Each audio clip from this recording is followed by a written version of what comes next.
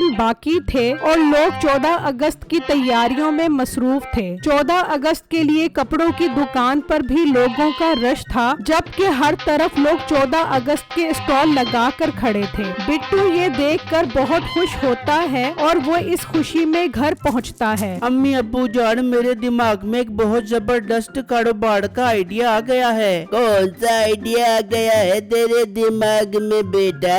अब्बू जान, 14 अगस्त आने वाली है। लोगों ने जगह जगह पर स्टॉल लगाए हुए हैं। क्यों ना मैं भी 14 अगस्त का स्टॉल लगाऊं? लोग झंडियां और झंडे मुझसे अच्छी मकदार में खरीदेंगे। हाँ बिट्टू जी, ये तो बहुत अच्छा काम है। मैं तो घर घर जाकर अपने दोस्तों को कहूँगी कि वो 14 अगस्त के लिए झंडियाँ और झंडे मेरे शोहर की दुकान से खरीदें। तो ठीक है बेगम, मैं स्टॉल लगाता हूँ, तुम मार्केटिंग करना। 14 अगस्त पर अच्छी कमाई करेंगे। फिर अगले दिन से बिट्टू 14 अगस्त का सामान रखकर अपनी दुकान पर बैठ जाता है। आ जाओ मुझसे झंडियाँ झंडे खरीद कर ले जाओ। 14 अगस्त पर अपने घर को सजाओ, बाजे बजाओ, झंडियाँ लगाओ। बिट्टू आवाजें लगा रहा होता है। एक बच्चा उसके पास आता है। अंकल अंकल, मुझे एक झंडियों का पैकेट दे दे। बेटा, एक पैकेट 500 रुपए का है। मुझे तो फ्री में चाहिए, वरना मैं अपने अब्बू को जाकर बता दूंगा कि मोटे पेट वाले अंकल मुझे फ्री में झंडियाँ नहीं दे रहे। वो आपको मार मार के झंडे में डालने वाला डंडा बना देंगे।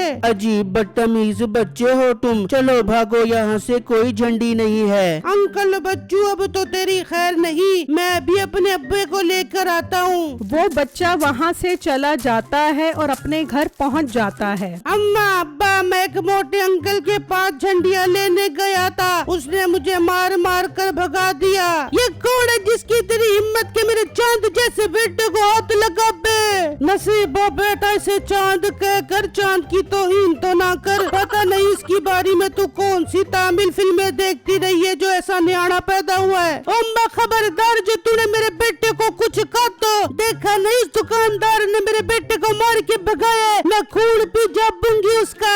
बस ये रोता हुआ आ जाता है और तू उसकी बात का यकीन कर लेती है। जरूर इसी ने ही कोई कांड किया होगा।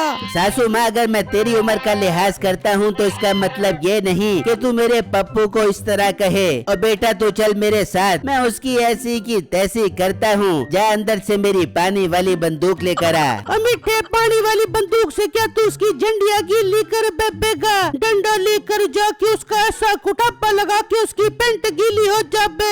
हाँ ठीक है, नहीं छोड़ूंगा मैं आज उसे। तू चल मेरे साथ। मीठा घर से निकलता है और बिट्टू के स्टॉल पर पहुंच जाता है। और मोटे, तेरी हिम्मत कैसे हुई मेरे बेटे को मारकर भगाने की? आज तो तेरी खैर नहीं, तेरा सारा सामान नदी में बहा दूंगा। ओ भाई, जरा आराम से। अपने बेटे के काम देखे हैं, फ्री में झंडियाँ मांग रहा था। तो तू दे देता फ्री में झंडियाँ, तेरा क्या जा रहा था? मेरी झंडियाँ जा रही थी। और मेरी बात सुनो, मैं इसे फ्री में झंडियाँ दे भी देता, मगर ये आगे से बदमाशी करने लग गया। वो बातें कर रहे होते हैं कि बिट्टू की बीवी अपनी दोस्त के साथ आती है। बिट्टू जी, ये मेरी दोस्त है, मैं इन्हें झंडियाँ खरीदने के लिए आपकी दुकान पर लाई हूँ। अरे वाह, ये इस मोटे की बीवी तो फुल मार्केटिंग कर रही है। इतनी प्यारी प्यारी लड़कियाँ अगर झंडियाँ खरीदने आएंगी तो मैं लानत भेजता हूँ नौकरी पर। मैं भी झंडियों का स्टॉल लगाऊंगा। बिट्टू, आपकी बीवी ने आपकी बहुत तारीफें की थी, इसीलिए मैं आपके स्टॉल पर झंडियाँ लेने आई हूँ। एक पैकेट दे दे झंडियों का।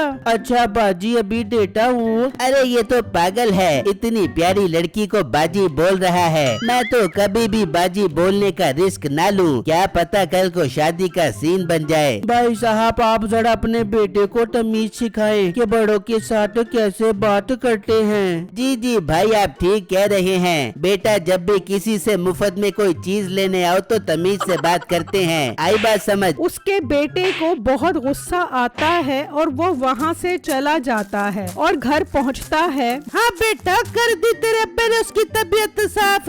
अम्मा बस कर, पता नहीं तूने कैसा जोर पाला हुआ है। यहाँ पर तो इतना बोल रहा था, वहाँ जाकर उसकी सारी हवा निकल गई। उसकी दुकान पर दो खूबसूरत लड़कियाँ झंडा लेने आई। उन पप्पू चुन्नी लड़कियों को देखकर उसका गुस्सा ऐसे बैठा जैसे थक कर मेरा दादा बैठ जाता है। आने दे मीठे को, आज मैं उसकी गिच्ची दबा कर ही दम लेपूंगी। वहाँ मीठा अपने दोस्त के पास पहुँचता है। कम्मू यार जल्दी से अपनी मोटरसाइकिल दिखा, लड़कियों को इम्प्रेस करना है। अरे मीठे, अब्बा आने वाला है, अगर बाइक नजर ना आई तो मुझे बहुत डांटेगा। अरे टेंशन ना ले, उसके आने से पहले आ जाऊंगा। ठीक है, अब्बू के आने से पहले पहले आ जाई और पेट्रोल भी डलवा ली। हाँ हाँ ठीक है। मीठा बाइक ले जाता है और लड़कियों को इम्प्रेस करने के लिए वन व्हीलिंग करने लग जाता है। बिट्टू कितना शौका आदमी है, लड़कियां देखी नहीं और वन व्हीलिंग शुरू कर दी। इसकी तो अब मैं खबर लेता हूँ। ओ हेलो, तमीज नहीं है तुम्हें? मेरी रोजी की जगह पर ये क्या हरकतें कर रहे हो? दफा हो जाओ यहाँ से और दोबारा अपना मुंह ना दिखाना। ओ मोटे गेंडे, तूने मेरे सामने जबान चलाने की हिम्मत कैसे की? इन लड़कियों के सामने मेरी तौहीन करके तूने अच्छा नहीं किया। अब मैं तुझे ऐसा सबक सिखाऊंगा कि तू याद रखेगा। मीठा वहाँ से चला जाता है और अपने घर आ जाता है। आज्ञा मीठे, तू तो गुस्से का बहुत ही ठंडा है। उसको सबक सिखाने गया था, उल्टा मेरे बेटे को ही बेइज्जत करके बेच दिया। ओ बेगम, इस वक्त मेरा मीटर बहुत शार्ट है। तू मुझे कहती थी ना नौकरी कर, अब मैं नौकरी नहीं बल्कि डायरेक्ट कारोबार करूंगा, वो भी झंडियों का। अपने बेटे का बदला मैं इस तरह लूंगा, उसके स्टॉल के साथ अपना स्टॉल लगा के उसका स्टॉल ही फलाप कर दूंगा। ये हुई न बात। मीठे, दुश्मन से बदला लेना हो तो इस तरह ही लिया जाता है। अब की न तूने शेर वाली बात, मैं अपनी दोस्त को भी तेरे स्टॉल पर लेके आऊंगी। हाय मैं मर जामा, चारों तरफ से लड़कियों में खेलूंगा, अब मजा आएगा। तभी कम्मू अपने बाप के साथ आ जाता है। मीठे, तुझे कहा था अब्बू के आने से पहले पहले आ जाई, अब अब्बू खुद आ गए हैं। ओ मीठे, तेरी मांगने वाली आदत कब खत्म होगी? उतर मेरी मोटरसाइकिल से, और आइंदा के बाद अगर बाइक मांगने आया तो तेरी खैर नहीं। वो बाइक लेकर चले जाते हैं। देख ले मीठे, जब इंसान की जेब में पैसा न हो तो लोग ऐसे ही जलील करते हैं। फिर जब अगला दिन होता है तो मीठा बिट्टू के साथ अपना स्टॉल भी लगा लेता है। ओ मोटे, अब देख लिया तूने मुझसे पंगा लेने का अंजाम। अब देख मेरी झंडियाँ और झंडे तेरे से ज्यादा बिकेंगे, मैं तेरा काम चलने ही नहीं दूंगा। भाई, रोजी सब नसीब की होती है, और वैसे भी मेरी बीवी मार्केटिंग करती है, वो अपनी सारी दोस्तों को मेरे पास लेकर आएगी। तभी उसकी बीवी अपनी दोस्त को लेकर आती है और वो मीठे की दुकान देखकर हैरान रह जाती है। बिट्टू, ये तो वही लड़का है ना जो कल वन व्हीलिंग कर रहा था? हाँ बेगम, ये वही है। बिट्टू, इसे छोड़ो, ये मेरी दोस्त है, ये आपसे पूरे 5 पैकेट झंडियाँ खरीदने आई है। ओ मोटे, अपनी बीवी से मार्केटिंग करवा के ज्यादा शौका न हो,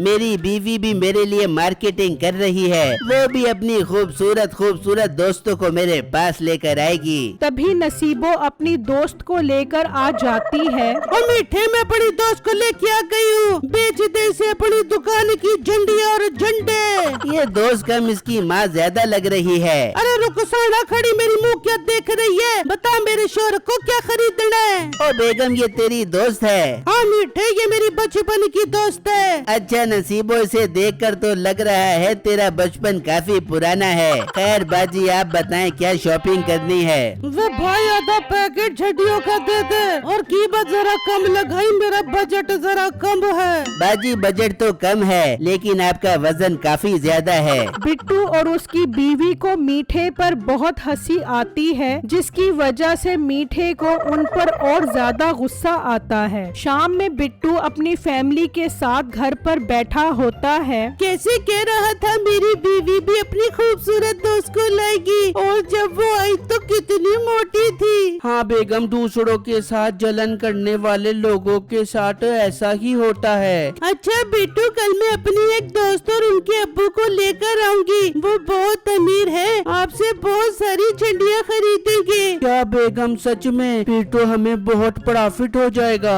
हाँ बिट्टू, ऐसा ही है। वहाँ मीठा अपनी बेगम के साथ गुस्से में बैठा होता है। ओ बेगम, अगर तू अपनी इस तरह की फुकरी दोस्तों को लेकर आएगी तो हमें प्रॉफिट नहीं होने वाला। उस मोटे की बीवी को देखा है, अपनी कितनी अमीर दोस्तों को लेकर आती है। मीठे, तू फिक्र न कर, कल मैं भी अपनी अमीर दोस्त को लेके आऊंगी। और जरा कम उम्र की दोस्तों को लेकर आई, वरना मुझे उनके सामने शर्मिंदगी होती है। अब्बा कल मैं भी दुकान पर आऊँगा, मुझे भी काफी सारी झंडियाँ देना, मैं पूरा घर सजाऊंगा। जेब में तेरे धेला नहीं है, मुफ्त में झंडियाँ लेकर अपनी दुकान बर्बाद करवा लूं। चुप करके घर में बैठा रहे, खबरदार जो दुकान की तरफ अपना मुंह भी किया तो। मीठे के बेटे को अब उसके ऊपर और भी गुस्सा आता है। कोई बात नहीं अब्बा, कभी तो तू मेरे हत्थे चढ़ेगा, तेरी ऐसी दुखती रग पर हाथ रखूंगा कि तेरी दुखती रग पटाखा मार देगी। फिर अगला दिन होता है और वो दोनों अपने अपने स्टॉल पर खड़े होते हैं कि बिट्टू की बीवी अपनी दोस्त और उसके अब्बू को ले आती है और वो बिट्टू को बहुत बड़ा ऑर्डर देता है। अंकल मेरे पास अभी तो झंडियाँ कम हैं, इनसे मैं आपका घर मुकम्मल तौर पर नहीं सजा सकता।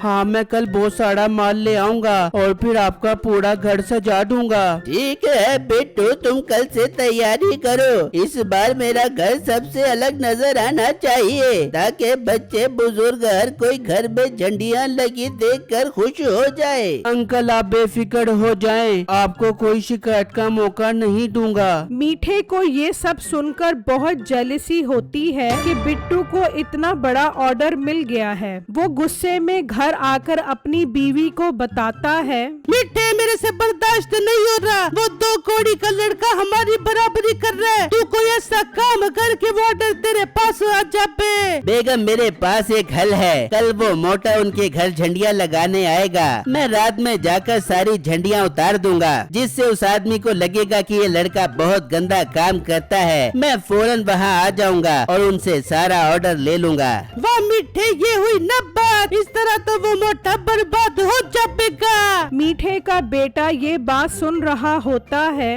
बर्बाद तो वो नहीं बल्कि अब्बा तू होगा, अब आई ना तेरी दुखती रग मेरे हाथ में। फिर अगले दिन बिट्टू उस आदमी का पूरा घर सजा देता है। अंकल आपका आधा काम मैंने कर दिया है, आधा काम कल आकर कर दूंगा। ठीक है, मैं कल तुम्हें सारी पेमेंट भी कर दूंगा।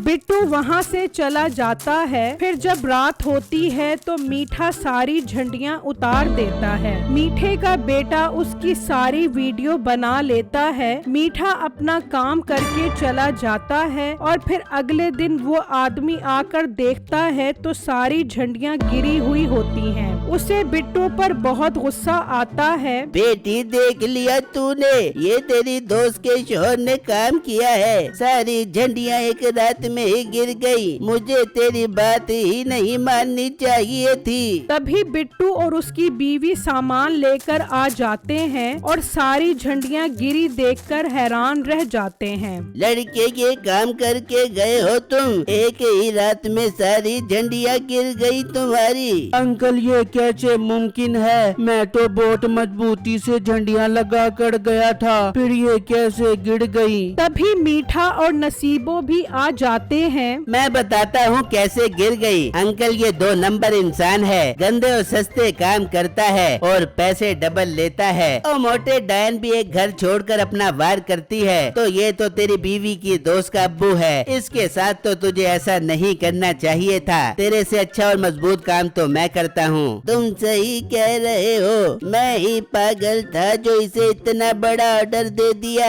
अब तुम दोनों मेरा मुंह क्या देख रहे हो, दफा हो जाओ यहाँ से। और मीठे में सारा ऑर्डर तुम्हें देता हूँ और वो भी डबल कीमत पर। बहुत शुक्रिया मेरे प्यारे अंकल जान, मैं आपकी उम्मीदों पर पूरा उतरूंगा, बहुत मजबूत और पायदार काम करूँगा। रुक जाओ अंकल, इस मीठे को मैंने अपना अब्बा रखा हुआ है, लेकिन मुझे बहुत शर्म आती है इसे अपना अब्बा कहते हुए। मोटू अंकल का कोई कसूर नहीं है, बल्कि मेरा अब्बा रात को आया था और सारी झंडियाँ गिरा गया। मेरे पास सबूत भी है, मैंने वीडियो बनाई है। फिर वो उस आदमी को वीडियो दिखाता है, जिसे देखकर उसे बहुत गुस्सा आता है। मीठे बकरा झंडियाँ उतार कर तो बिट्टू पर इल्जाम लगाता है। तुम्हारी तो अब ये सजा है कि तुम फ्री में सारी झंडियाँ लगाओगे। और बिट्टू मुझे माफ कर दो, मैंने बगैर सबूत के तुम पर इल्जाम इल्जाम लगाया, मैं तुम्हें डबल पैसे दूंगा